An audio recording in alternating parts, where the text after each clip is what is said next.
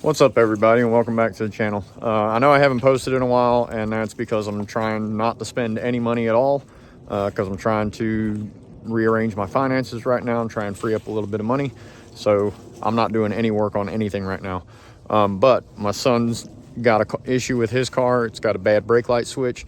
I'm going to show how to replace a brake light switch. It's really easy. This is going to be a quick video, but hopefully I'll get back to work on the cars here in the next 2 weeks.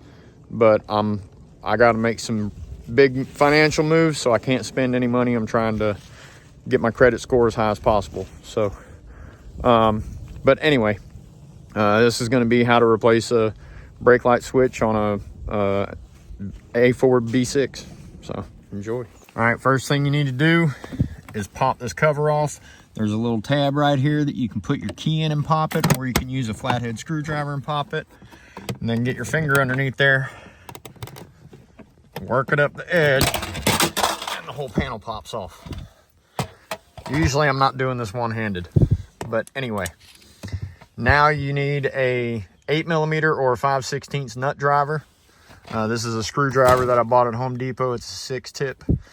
So it's Phillips and flat on this side, 5/16 on this side, 1/4 inch on the other side, and Phillips and flat small on that side. But need to take a screw out here. You need to take one out here. And then there's another one over here. It's right there. Yeah, right there. But take those 3 screws out, and then the whole panel pulls forward and drops down. Okay, now that I've got all 3 screws out, I can grab this panel and pull forward. It should just pull straight out. There's a clip right here, and there's a clip right here. And all you do is just grab it and pull it forward. There we go. So now that whole panel just pulls forward and drops down. Then you grab this connector right here. There's a squeeze tab on the front and back. Squeeze it and pull it up. And then this light, there's a tab on this end. Push it in and push down, and the whole light will go down, and you rotate it and take it out. Now you can pull this entire panel out of your way.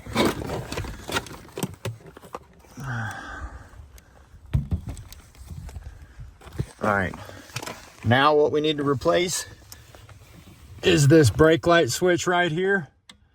So what we need to do is disconnect the connector and pull it out. Well, if I can get my freaking hand up there.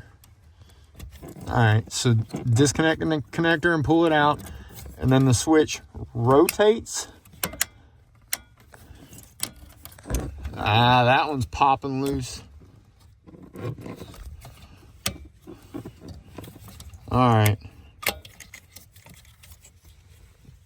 right, this clutch switch was popping loose too, so I may need to readjust it.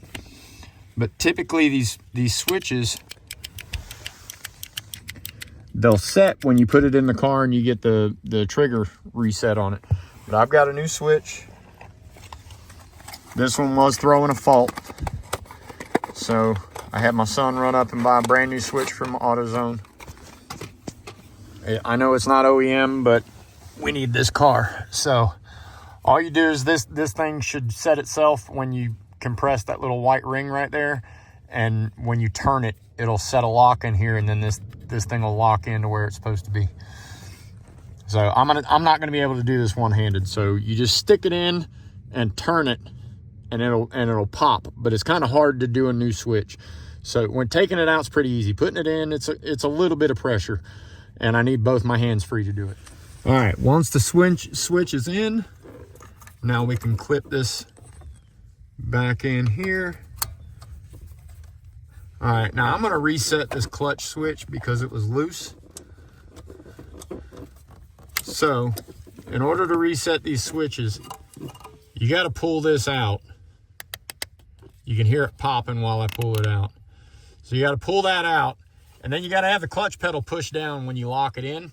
So I am gonna have to turn the video off when I do this, but you have to push the clutch pedal down when you go to put this switch in so that it doesn't collapse it when you're locking the pin. And then when you let the clutch pedal up, it will compress that pin into where it needs to be so that it sets the switch at the proper depth.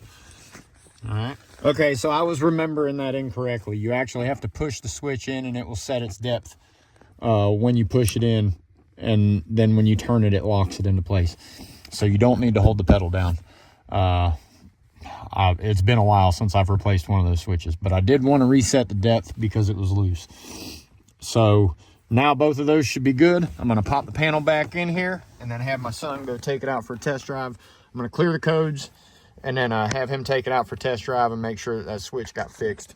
And then we'll go from there. All right, everybody. So that fixed the brake light issue. But he does have another issue with the car. I'm going to see if I can figure it out. I'm not going to spend too much time on it. But there is a misfire in this thing. I'm hoping that it's just like a bad ground or something. But yeah, it's got a misfire in it. So I got to figure out what that is. So we'll see. All right, so I was digging through my son's car trying to figure out what the misfire is coming from. He's got three different kinds of coil packs on here. So he's got 2 Duralast, 1 No Name, and then a Biru. I have all OEM Volkswagen. You can see if I can get it to focus. There you go, VWAG. The connector's broken, but all of them have that on the connector now. These are the OEM coils off of my 1.8 that I had. I've got new connectors ordered off of Amazon. They'll be here Sunday, I think. But I'm going to hopefully see if that's what was wrong with it, is it had mismatched coils and they're just cheap burnout. But these are OEM Audi coils. Hopefully that'll fix it. We'll see what happens.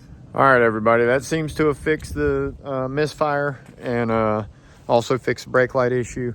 And just happenstance, I found out that my son's car has launch control on it from the ECU that's in it.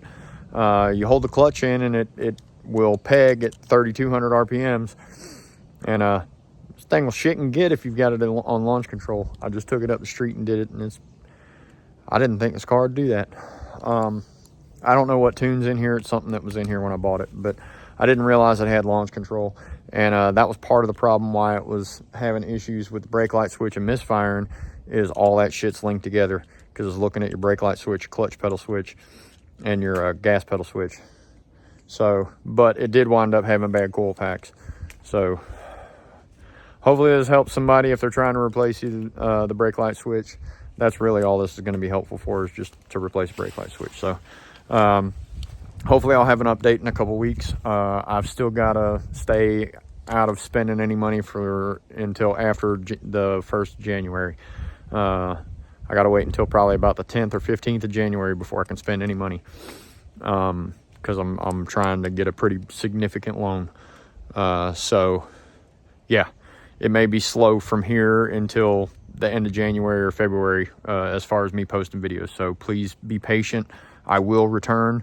I'm just trying to make some very big financial moves, and it's taken every ounce of my energy, and I can't spend any money. So we'll see how it goes. But I'll check y'all in the next video. Have a great one.